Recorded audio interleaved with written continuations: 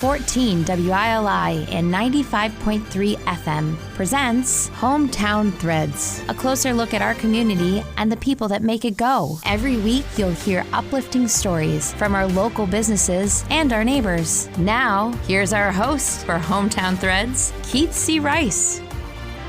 Keith C. Rice back here for episode 65 of Hometown Threads on 14 WILI, 95.3 FM, Willimantic Today, Facebook, Spectrum 192 Cable, the WILI Radio YouTube channel. We could go on and on, but Hometown Threads comes your way every Tuesday, 5:05 to 5:30 on WILI, and then pretty much you can watch it pretty much anywhere and everywhere after that. As I mentioned, Spectrum 192, WILI Radio YouTube, and of course, Willimantic Today on Facebook. Oh, and of course, big thanks to our sponsor, Liberty Bank, B Community Kind, with 3 great local locations right across the street from the radio station at 679 Main Street, Willimantic. And don't forget about the wonderful branch, West Main Street, Willimantic, managed by my lovely wife, Marianne, that being Gateway Commons.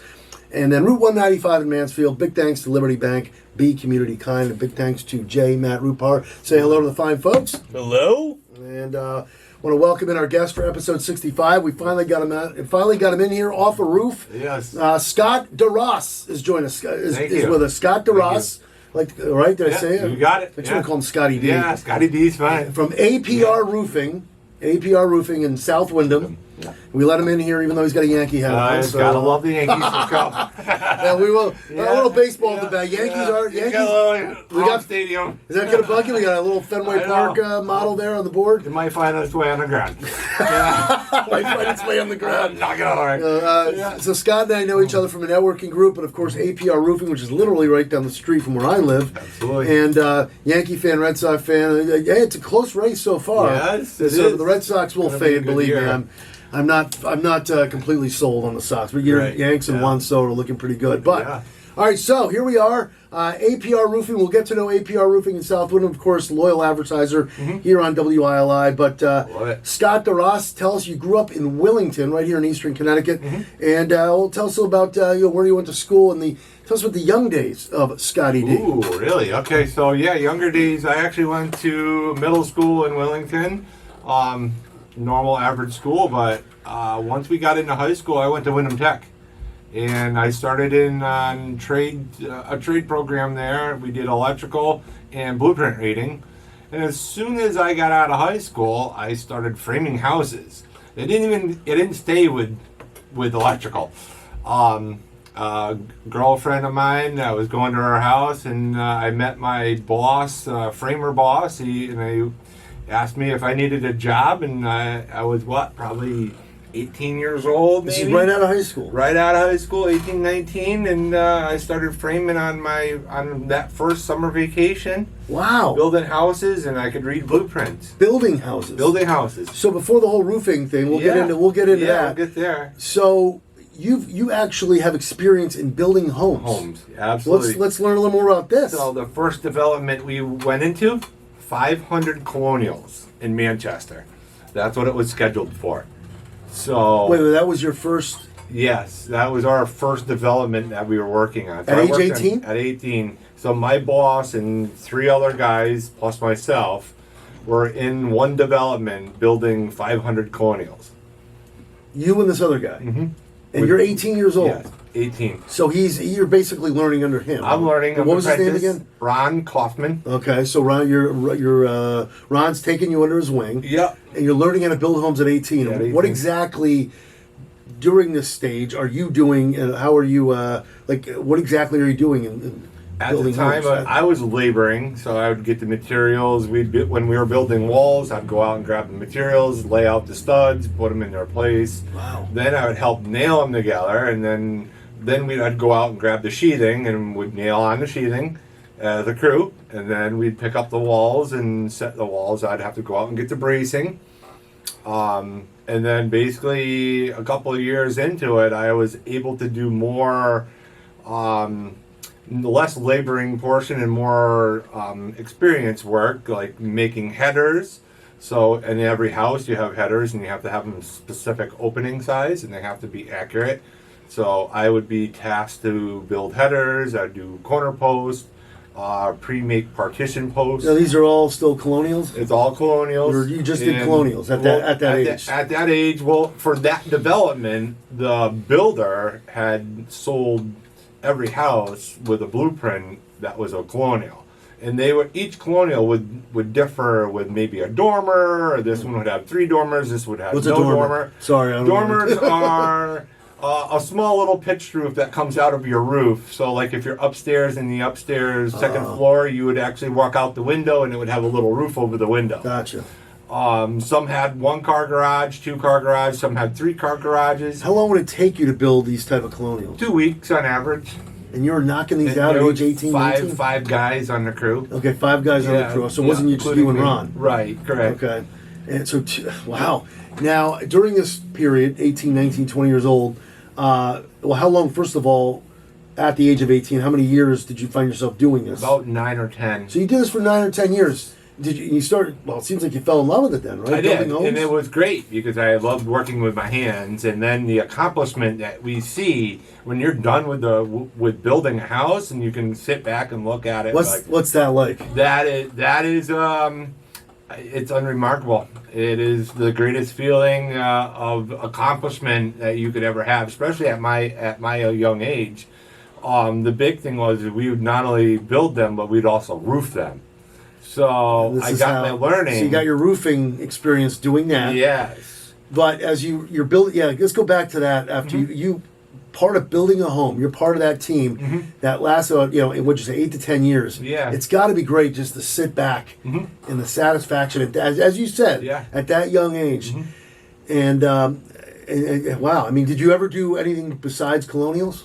Or it's just colonials? No. Yeah, so towards the end, we would do capes and ranches and duplexes. So anything of a house, any type of home, we would, depending on the builder. So that one was one builder. Another builder would do a lot of capes, or Cape Cod capes, or Dutch colonials. The barn style looking funny ones. Did you like colonials the best? Colonials were the easiest to frame, yeah. Easiest to frame. Because they were square boxes, basically. My father-in-law used to build homes, so I used to ask. Yeah, my wife knows a lot about this stuff too. So every time we drive by, wait, colonial, right? Ranch. Ranch. We live in a ranch, so I know. I better know that. Easy. Actually, ranch is always easiest because they're only one story. You're done, boom, and you're out. The colonials, it's just repetition. It's the same thing over and over again, and especially in the So it must have development. get kind of colonial. I know they were easy, but it had to get kind of old. The colonials. It did, after a while, right? yeah, and there wasn't much variation, so it was getting old.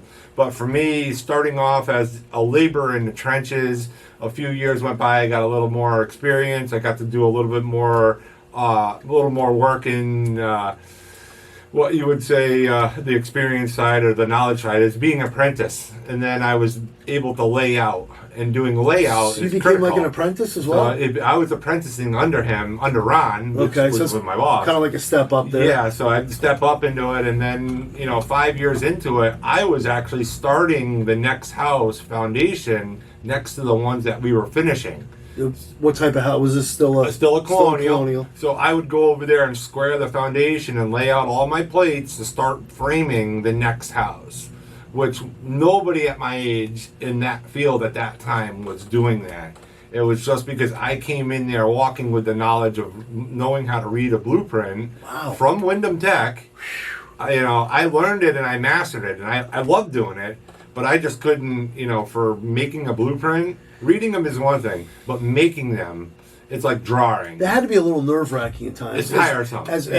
No, but as excited and as good as you were at such a young age doing that, in the back of your mind, see, this is just me thinking like, wow, I'm laying out the blueprints or getting ready to build somebody's home. Yeah. I'd be a little nervous that I was going to screw something up. Did that ever cross your mind? Absolutely, and I think between that and the terrifying fact of getting yelled at by your boss, because not only am I letting him down, it's about letting the customer down or the homeowner down. Were there ever any stories in your younger days of you learning, and there had to be, Scott. Absolutely, yes. Do you remember? Can you recall any particular stories back in your younger days building a home? Yeah, I mean, Fun stories, of course. Yeah, I mean, they were all learning experiences because there it is not bracing a wall and everybody walks away and you're the one that's supposed to put a brace on it so it doesn't fall over. Oops. And we caught it, so nothing major happened.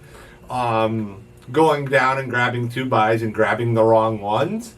My boss used to play tricks on us, go get the left-handed screwdriver. What's up with that? That sounds like he's having fun. So, but it was great. It was a learning process, and every new hire or new greenie, I was the greenhorn. That's what we were called, and wow, it makes you work harder. Now, where's Ron today? Is he? He's almost retired. He is still a one-man. Now he's a one-man show, but he's doing more higher-end, fine finish carpentry. Building houses is really not a very popular thing right now. Obviously, economy and that stuff. Where were these colonials back in the day? They were 1819. Like what town? You have to. It was Manchester. Manchester. Yeah, okay. Vernon, Manchester line. Wow, interesting. So the voice you hear and the guy you see here, people who are watching Willimantic today, and Spectrum Cable, Scott DeRoss from APR Roofing, South Wyndham, and so you're here on WILI Hometown Threads, brought to you by. I have the pen here. I know radio people can't. The people who are watching Liberty Bank. We not only have Liberty Bank mugs, you have Liberty Bank everywhere. I bank Liberty. That a boy, Scott. Liberty Bank, being community kind, the proud sponsor of Hometown Threads. Great business bank. This is episode 65. We appreciate that, Scott. Yeah. So you're building. All right. So now for 8 to 10 years, building homes. What led you into the direction of? You know what? I think I want to. I like building homes, but what was the attraction of the whole roofing thing? And then eventually you could take us how you started your business and all that. So I was able to save my money. I was young, still living at home at the time, so I saved my money. I bought tools. I bought my own skill saw, roofing gun, everything. I bought a truck, bought ladders, racks. Once that year spread finished, the housing market tanked. Early 2000s. Early 2000s, right? Okay. So I started going out. I went out on my own. There was no more houses. I took a risk. I took a risk. My buddy's dad was a roofing contractor in Willington, and I asked him if he had any roofs that he could subcontract to me, and he actually gave me my first own real roofing contract. It was still a subcontract from him, but it was my own job, and I knocked it out of the park. I got a couple of buddies, and we worked together, and they helped me, and we go in and do a roof. And during this time, the wheels are turning. You're thinking, I think I know where I want to go with this. Yes, I started. That gave me my kickstart of doing my own thing. And I actually paired up, and then I also paired up with a buddy of mine. We started framing houses on our own. Really? Through another builder that we had in contact. We only did that for, a few years maybe, interjecting with roofing in between. So we'd build a house, maybe go do a roof. Oh, so you still do a house, do a roof. Really? Is that something you do today on your own? I do, yeah. You still, as much as you run this, you run this company, APR Roofing. He's got the swag on too. Yeah. We'll ignore the Yankee hat, but I will. You still, if somebody were to say, Scott, I'm interested in you putting my home together, you'd still do that? The last one, we actually did two. We did a major house, 6,000 square foot Cape with a 3-car garage. Wow. 2 winters ago. Two winters. So you do in the winter? And all yeah, we work all year long. Winters have been very mild. Yeah. The most recent one was a 2,700 square foot addition off of a house. The back walls were curved or radius, with all glass, and the roof line projected out over the top of them, so he could look out into his backyard overlooking a nice pond and some nice woods in the back. So the man just doesn't do roofing. No. So a lot of people may not know this about you on the side. Correct. What do you call that, contracting? Yeah. Right? Yeah. So you still build homes on the side. Yeah. And is that through APR too? It is all on ours. We could build a home start to finish, as a builder would. Most of the time, homeowners want to be the builder, and we'll come in and consult, and also take the reins and utilize the contractors that we know, and utilize and incorporate the contractors that the homeowners know. So the homeowners may have 3 out of the 10 contractors needed to build the house. Also, I can support and supply their contractors and then the rest that are needed. Wow. I know we're jumping around here, but that's what happens when you have like a 25-minute window Yeah. here. So let's go back to Yeah. the early 2000s. You're doing some, in the radio business, we say gigs. Yeah, true. I guess you could say that in your field. But so you're doing that, and then what? All of a sudden you say, okay, I'm going to make the plunge. I'm gonna make this my own business. Take us through that. So the building market kind of really tanked right off. You know, once it stopped, we went full fledged into roofing, and I ended up having, because the re-roof market was so popping off then, I actually split into two crews. So it was me and my brother, and then 3 or 4 of our friends, and I had 2 crews going, and I was always the one going to get the next job, doing the estimation, doing the contracts, getting the deposit, do the banking, ordering the materials. That has to be stressful. That is stressful. And then managing and scheduling all these jobs. We just had people calling and handshakes, and neighbors would come over. And,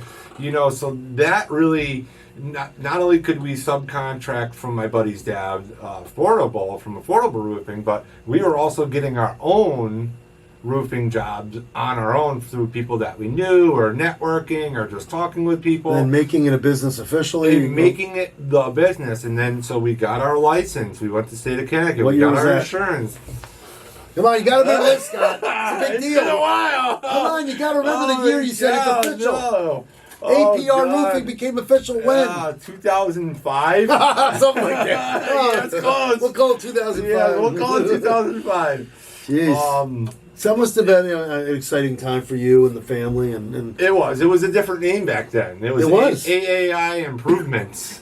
Really? So we were advertising through our local paper, and we wanted to be listed first, so they did it alphabetically. So then I realized that all the advertisements, not radio, but anything phone book or hard copy paper, was listed by alphabetical. So right now we only use Yellow Pages to sit on. I'm sitting on one right now. Exactly. Right.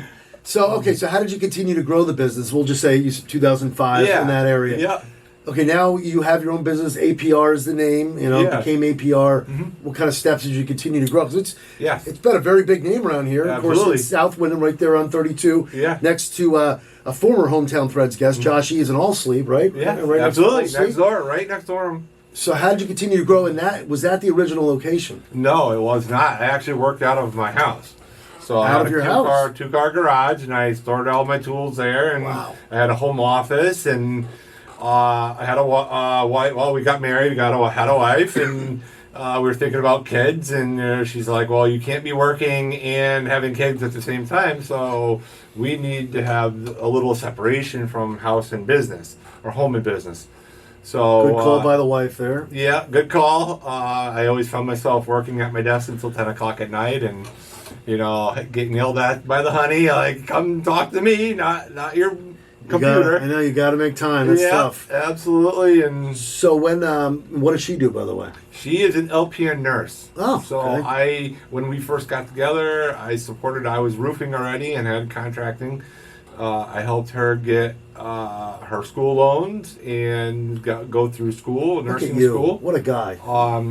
Worked hard not only for her, she worked amazing. She's an amazing skilled nurse right now. Give her a shout out. Go ahead. Her name's Kim Bior. And Kim. And the kids, what are the kids' names? Bailey and Bodie, a boy and a girl. Twins? Twins. My dad's a fraternal twin too. They're a boy and a girl, so they are fraternal, right? So they were premature, so we had a little rough going with them at the beginning. I meant fraternal, sorry, yes. My dad's a fraternal. Did you say fraternal? I did say fraternal, right? Yeah, boy and a girl. My dad has a twin sister. Yeah. Okay, so I did fraternal. So, go ahead. Yeah, but... so you had the... we got the kids, and we bought a house together, and... So we bought our house back at my hometown in Willington, where I grew up. So now they're going to the school that I went to, and we're doing Cub Scouts and baseball and softball. And you're running the roofing company, and I'm still running the roofing company based out of Willimantic. We've been in Willimantic probably for the last 15 years. I was about to say, when did you move into that? It's been 15 years? 7 years ago we moved into there, but we lived here in Wyndham 5, 6, 8 years prior. So it's only been 7 years on the one on 32, There on that 32, location. yes. But where was it before? Like Scarborough Road. right down the street from Riley. South Wyndham. And what was that, like a little office there? Yeah, same thing. There was an office in the house, and then I had a garage, and I just stored all my tools in the garage. And I've always had the same phone number, so Go ahead, throw it out. 860-429-4232. 860-429-4232. Of course, it's at aprroofing.com. aprroofingllc.com. aprroofingllc.com. Scott DeRoss is with us. Episode 65 of Hometown Threads on 14 WILI 95.3 FM, brought to you by Liberty Bank Beat Community Con. Yes. Actually, aprroofingct.com is the current website.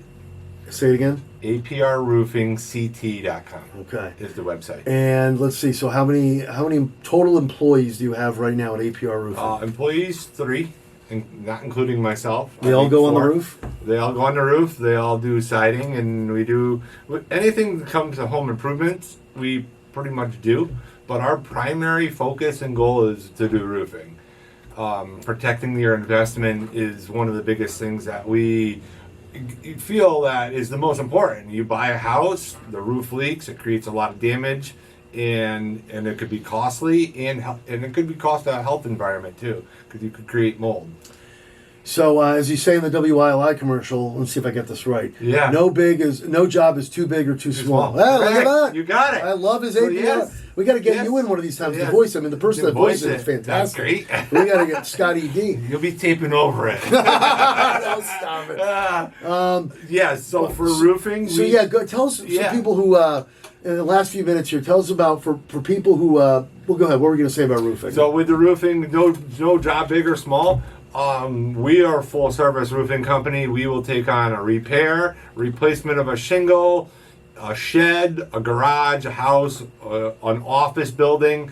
So, we do the big and we do the small. And we don't, most roofing companies will find themselves only looking for that full re-roof replacement.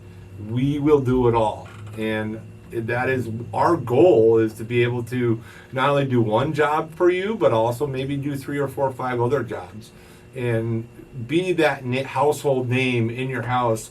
Our business cards are magnetic, so they can stick right to your refrigerator. Fantastic. And we want to make sure that we're always there at your fingertips. If you ever need us for any reason, we take care of you.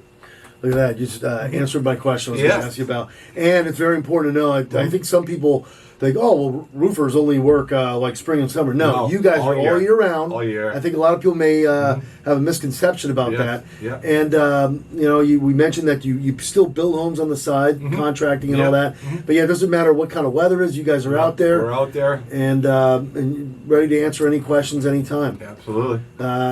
What I usually do here at the end with my guests here on Hometown Threads, anybody you'd like to shout out or thank during this wonderful journey that Scott DeRoss has been on? Well, thank you for having me for first off, which is great. NBC, my networking group, because I would have never met you formally. Hello to NBC, yes. NBC, right? I guess really I think more of my dad. My dad was the one, he always worked hard, and he's the one that taught me how to be the man I am today. And throughout all my businesses, my different roofing companies, because some were named differently and some they always changed, but he always stuck behind me in making me stay forward with my goal. And I've always stayed the course, and now today we are successful and self-sufficient roofing company. And it really, if it wasn't for him, or even and my mom, don't leave mom out with Mother's Day. Mom and Dad, Mother's Day, right. Absolutely. Yeah. I couldn't have done it without them. They've always been my big supporters, and it's just been a godsend. Well, proud to call you a friend. Thank you. Even though you're a Yankee same to fan. you. Even though you're a Thank Yankee fan. Yeah. As the Yankee bobblehead is right over there, and you can't see it. Oh, that's right. There's a Yankee bobblehead Is here. there one? Yeah, No, that's Boston. Pedro. That's Pedro Martinez. He's looking right at you, Okay, pal. yeah, I see that one. That's the other one, though. He's got pinstripes on. No job is too big or too small. APR Roofing. Go ahead, give the number and the website and all that again. Yes, 860-429-4232. APRroofingct.com is our website. APRroofingllc@gmail for our email. Excellent job. Right there on Route 32 in South Wyndham, next to All Sleep. Big thanks to Scott DeRoss and APR Roofing. That'll wrap things up for Hometown Threads, episode 65. Brought to you by Liberty Bank, Be Community Kind. Thank you to J. Matt Rupar, the folks at Willimantic today. Thank you for listening. Thank you for watching. And in the words of the great Roddy McCumber, bye for now, folks. Bye for now. And that concludes another edition of Hometown Threads. Got a story for Keith? Reach out to him on Facebook by searching Keith C. Rice or email him at krice@hallradio.net. Don't forget to tune in next week on 14 WILI and 95.3 FM, as well as the Willimantic Today page on Facebook.